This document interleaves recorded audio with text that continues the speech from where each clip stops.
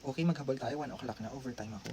Sabi ko hanggang 12 o'clock lang, pero nakapag-Discord review naman kami. But now, I'm working on my case digest. This is case number 2. Dapat makatatlo ako ngayon. Kahapon isa. Ngayon, kailangan tapusin to. So, does the death of the principal extinguishes the agency? The answer is yes. So, mali. Anyway, lagyan na natin. Yes. Agency is terminated by operation of law upon death of the principal. So, yung readings dito ay case, ay yung PDF is 10 pages. Nag-iskra ako para ma-identify ko yung mga issues. So, this is for agency trust and partnership. So, dito sa case na to, Simeon Ramon Rayos versus Felix Go, may dalawang magkapatid na babae, may property sila sa Cebu. Tapos, ginawa nila ng SPA yung kapatid nila na si Simeon para ibenta. Ngayon, 2 years after nilang magpagawa ng SPA, yung isa doon sa magkapatid sa sisters, si Concepcion, ay namatay. At syempre, alam nyo ni Simeon na namatay na yung kapatid niya. Binenta pa rin niya. Binenta niya yung lupa, kabuuan. So, si Concepcion, saka sino isang girl, si Gerundia. Yung lupa nila, binenta pa rin ni Simeon kahit patay na si Concepcion. Wherein supposedly, dapat nung namatay si Concepcion, naghati na si Gerundia. Kalahati ng lupa sa akin, kalahati kay Concepcion, mapupunta sa tagapagbana ni Concepcion. So, ang ginawa ni Simeon, dahil itsosero si Simeon, binenta niya sa isang corporation. O de, after that. So, ngayon, yung tagapagmana ni Concepcion, ang pangalan ay si Ramon, the administrator. Nag-file siya ng case na, ibalik sa kanya yung property. Hindi ko alam kung kaano-ano ni Ramon si Concepcion. So, baka anak, na ibalik sa kanya yung property at i-cancel yung titulo na ibenta ni Simeon dun sa corporation nila Felix Go. So, kaso-kaso, tapos nag-appeal. So, habang naka-appeal yung case, namatay ngayon si Simeon, which is the brother na may SPA, plus the remaining sister na si Julia. So, silang tatlo magkakapatid ay namatay na. So, anong mangyari ngayon sa lupa? Eventually, ipinasoli or pinabayaran. So, basta natalo dito yung corporation. So, the sale of the property is void because by operation of law, pag namatay yung principal, wala nang powers yung agent. But, it can be an exemption for only two instances. Pag hindi alam ni agent na namatay yung principal niya at nag-transact siya, that's element 1. But parang maaaring muscles ko. Charot. And then, element number 2, si third party or yung bumibili ng lupa, wala din siyang alam na namatay ni principal. Doon, pwedeng maging valid yung sale. But in this case, alam ni Simeon na namatay yung kapatid niya. Hindi alam ni third party, Felix Go Corporation, yung pagkamatay ng may-ari ng lupa. Binili pa rin nila. So, only one element is appreciated. So, therefore, yun. Ano ba yung ginamit dito? The operation of law upon the death of the principal. And then,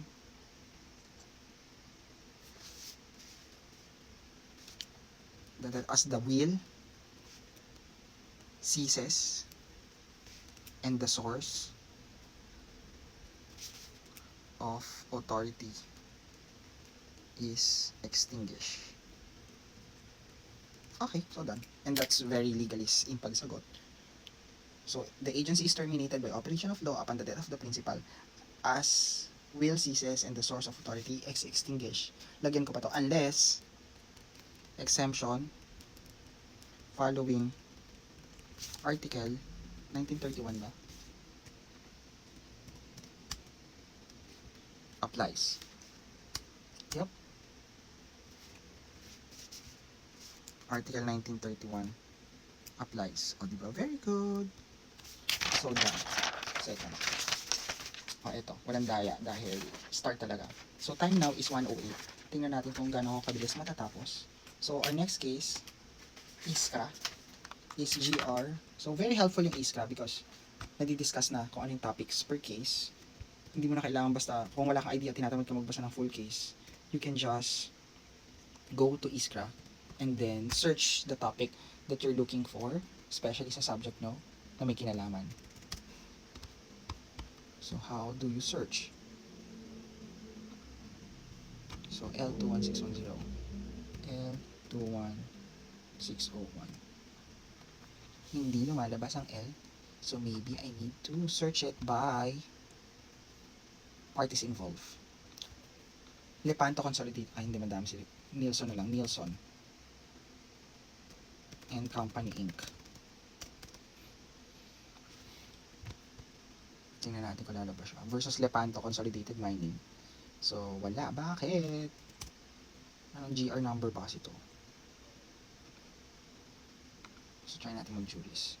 GR 21601. Hala. 1966 pa pala tong case na to. Mahaba.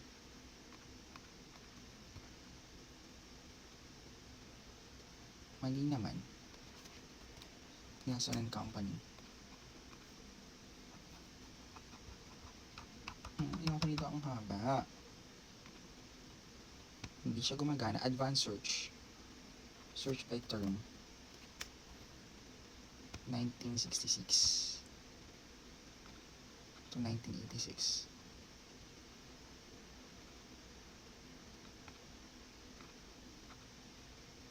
So anyway, magbasa tayo. So, noong 1958 daw, si plaintiff, sino si plaintiff? Si Nelson and Company. And defendant is Lepanto. Because gusto maghabol ni Nelson ng damages because of the refusal of Lepanto to comply in the terms of the management contract in 1937, including attorney's fee. So, anong meron ng 1937? So, simulan ko na agad ng facts. So, fact number 1 natin. So, kailangan natin makita yung agreement. There was an agreement, pero yun nga, iskra, ano ba? Oh, hirap naman.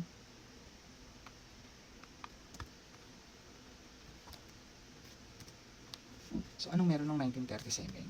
1937. So, in 1937, okay. In 1937, both parties agreed to have a 5-year contract concerning tungkol sa anong concern?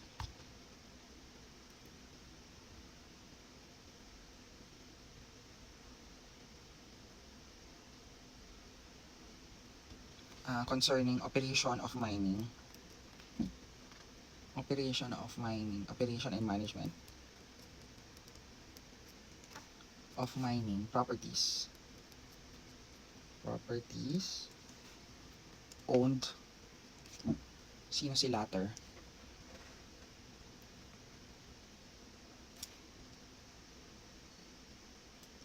Baka magkamali ako.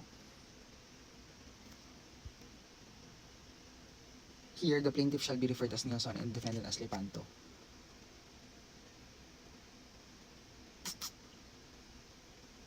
So, I would say it's the Lepanto, si latter. Mining properties owned by the plaintiff.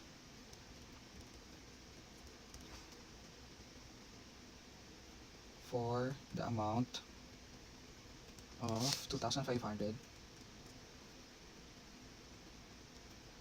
and 10% net profits.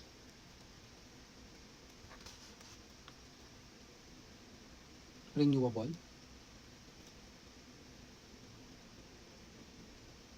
So, 1937 plus 5, dapat 1942. And renewable for another period of 5 years.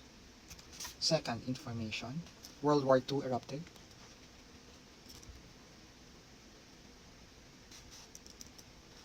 In 1942, the operation of the mining was interrupted due to the war. 1942 to 1945, ano to? Japanese-American War. Okay.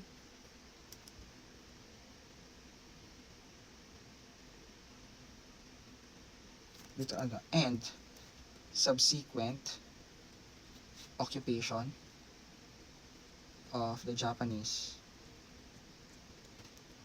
to the mining property. Oh, what happened? So, 1945, umalis, nagkaroon ng Pearl Harbor, natalo ang Japan. And then, nung na-liberate na, Lepanto took possession thereof of the rebuilding. Okay. Next, and 1948, okay, so third fact. In 1948, Lepanto rebuilt, rehabilitated, and resumed, tama ba? And resume operations. Operation of the mine. Okay, shortly after the mines were liberated, a disagreement over the status of the operating contract in question, which was as renewed expired in 1947 to 1942.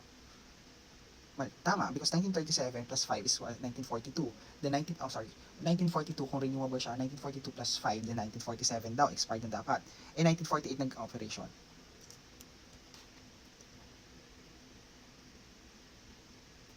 Under the terms thereof, the management contract shall remain in suspend in case of fortuitous event or force majeure such as war. Nakasulat doon. So, Nielsen shall report such fact and without the, okay. So, sabi ni Nielsen, okay. So, sabi ni Nielsen held the view that,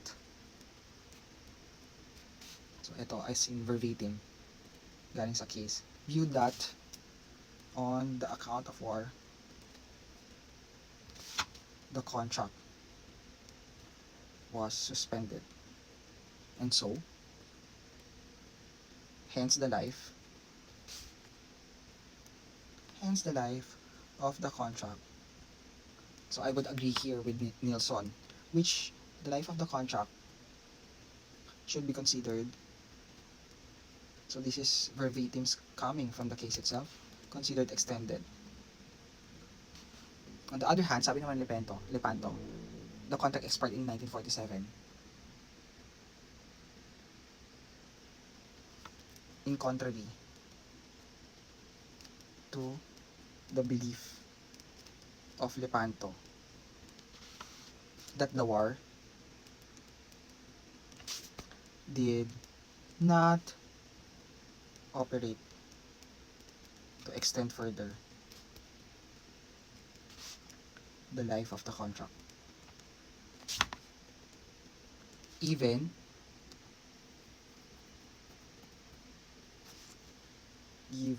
if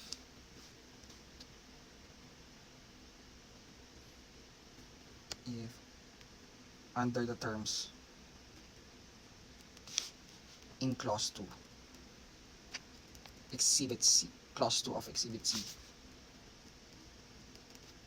it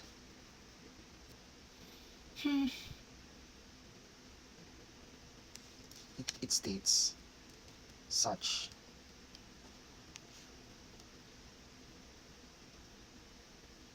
it states such what? Arrangement. Such arrangement. Okay na yun. Wala akong mahanap na ibang words. Okay, look at that. Facts pa lang. Kalahati na. 3 paragraph lang ng facts. So, issue. Ano yung pinaka-issue dito? Issues. So, gawin ko ng at least 2. O,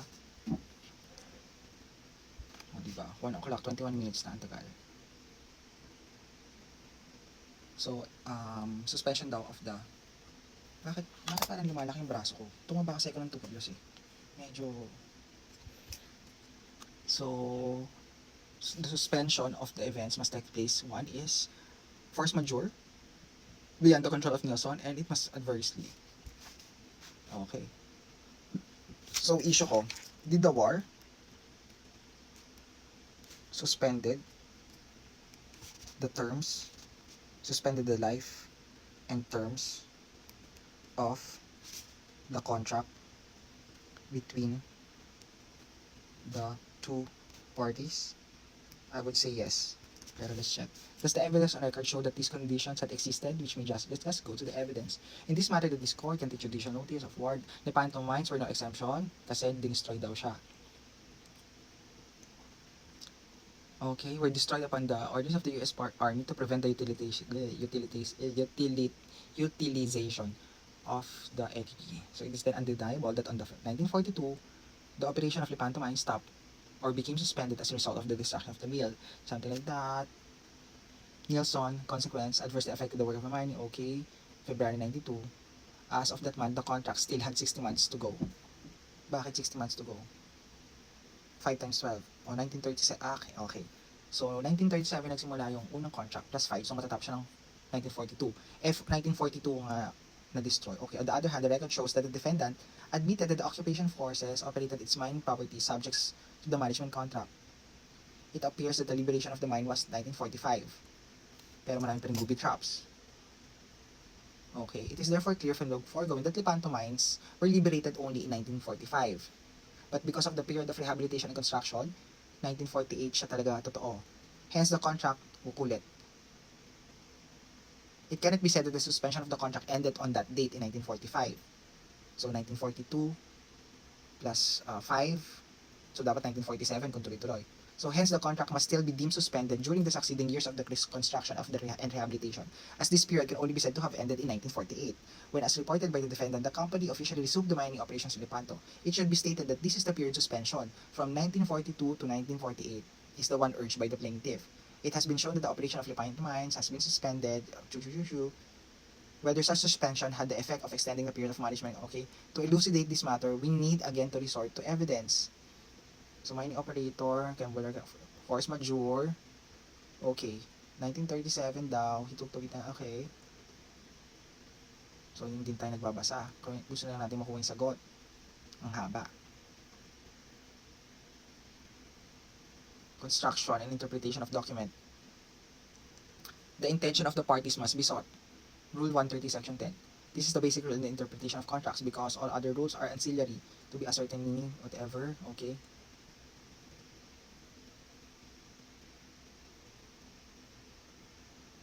So, sabi daw nito, nag-meeting sa board na if the contract will not be extended, the life of the contract would only last 1947. So, 1937 plus 5, 1942. 1942 plus 5, 1947. And yet, he said that there is a provision in the contract that the war had the effect of suspending the agreement. Okay. And the effect of that suspension was that the agreement would have to continue with the result that Lepanto would have to pay the remaining retaining fee of 2.5. And this belief that the war suspended the agreement and the suspension means its extension. Okay. So, nag-send naman daw si Mr. DeWitt to Nelson, wherein apparently, he changed his mind because there he stated that the contract was merely suspended, but not extended by the reason of war, contrary to the opinion he expressed in the meeting board of directors. But between the two opinions of Attorney DeWitt, so sabi ng Supreme Court, we are more inclined to give more weight and validity to the former. Former is una, which is because it was given before the board of Lepanto and in the presence of some Nielsen officials, who on that occasion were naturally led to believe that that was the true meaning of suspension clause. So the suspension clause is may extend your life. And the second opinion was merely self-serving and was given as a mere afterthought. So,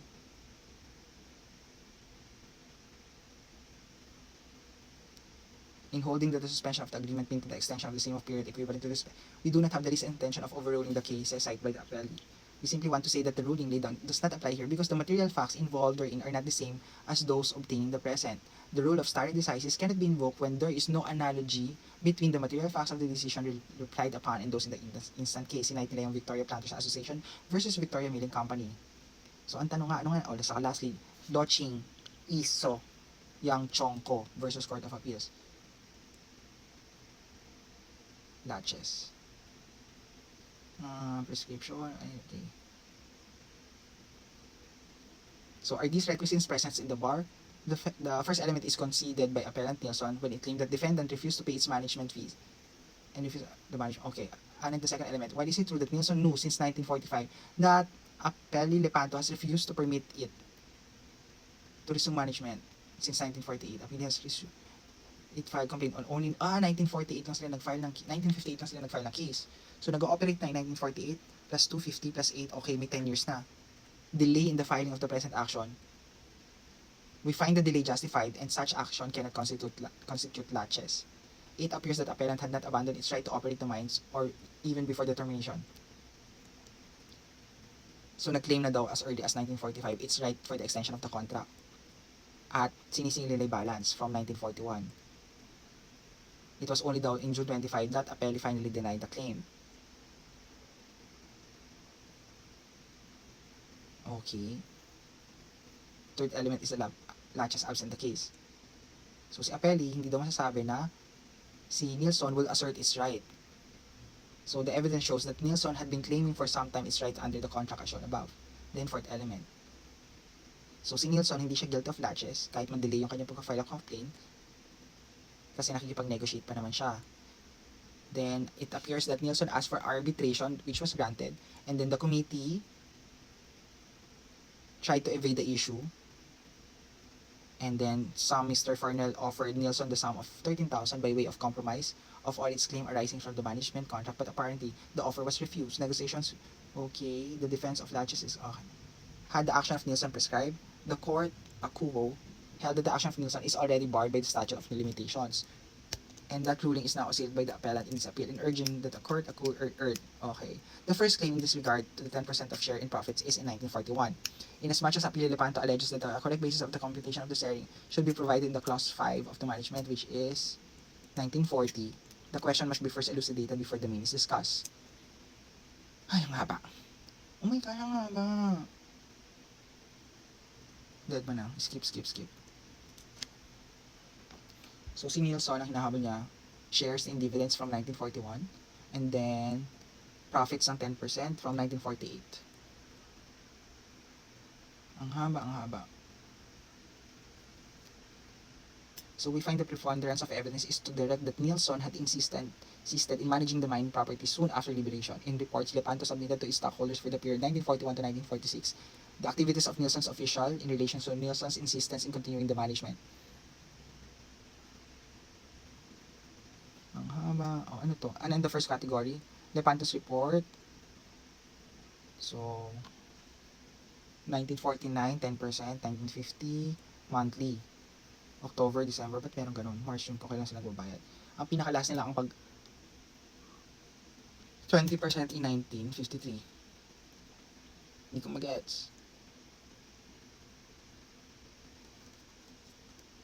In view of the foregoing considerations, we hereby reverse the decision of the court and enter in lieu, ordering Apelio Lepanto to pay appellant the different amounts as specified. Okay, 1942. Management, share, to issue and deliver to Nilsson shares of stocks of Lepanto from 1949 to 1950. Okay, so nanalo si Nilsson. So, thus the war suspended the life and terms of the contract between the two parties. Hindi ko nahanap yung sagot, but sige na nga, isa pa. Keyword natin suspended. So, there are 24 entries.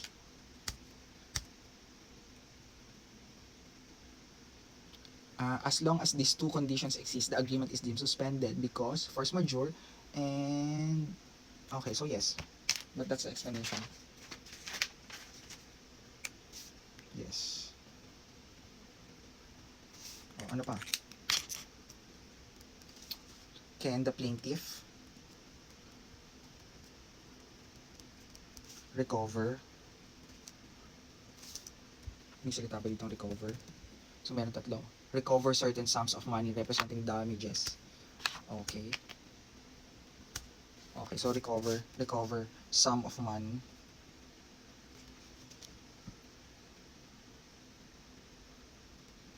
for damages.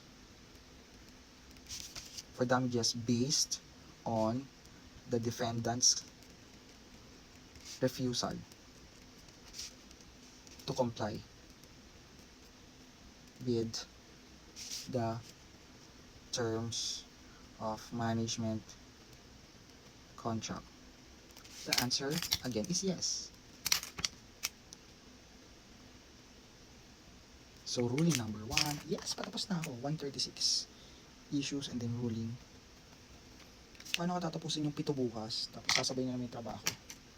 Dami kong papapirmahan na dokumento bukas. May mga special task pa na inuutos sa akin. Hindi pa ako nagpapaalam. Mag-e-exam ako. Wait! Mayroon pala ako inaabangan. So bukas yung sa 21. Yeah, mayroon akong mga seminar na inaabangan na importante sa ating goal to 6 digits salary. Char. So ruling 1. So suspend.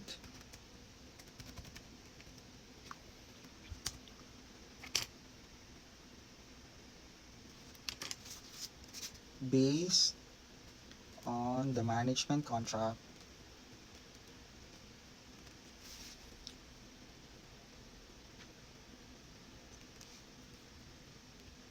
the agreement was suspended due to the war because the two conditions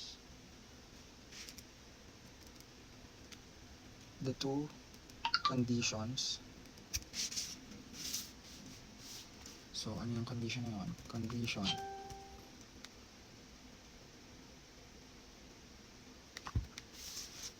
the two conditions to justify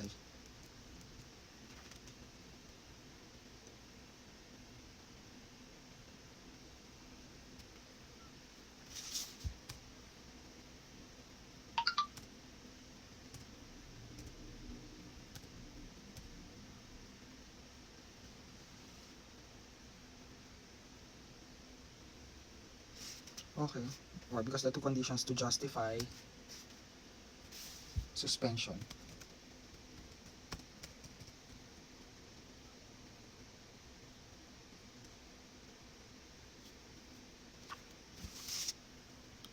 the two conditions to justify the effect of suspending to justify the effect of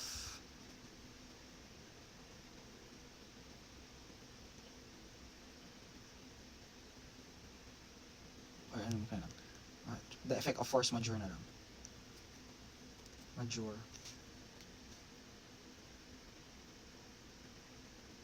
was present. Okay, ruling number 2. Can the plaintiff recover some breach? Salitang breach. Merong breach.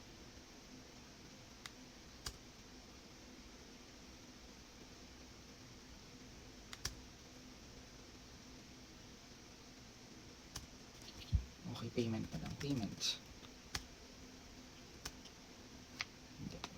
So, sa ruling tayo.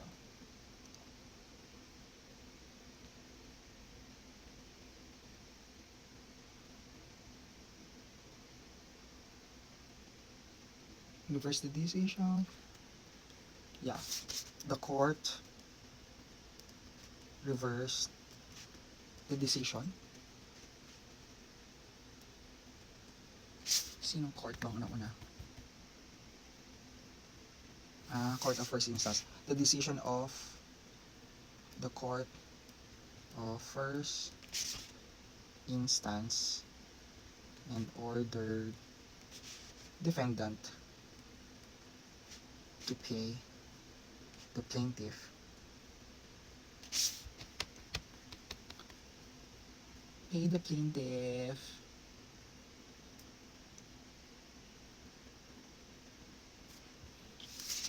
plaintiff damages, attorney's fee,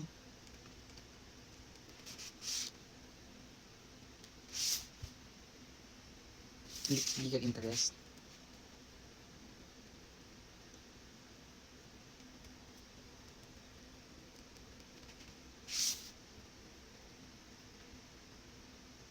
for what?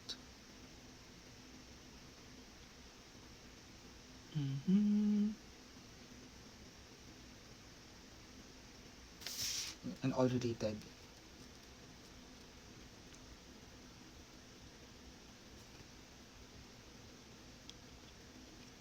arrangement. Yung mga 10% to respect 10%, hindi anong tawag doon?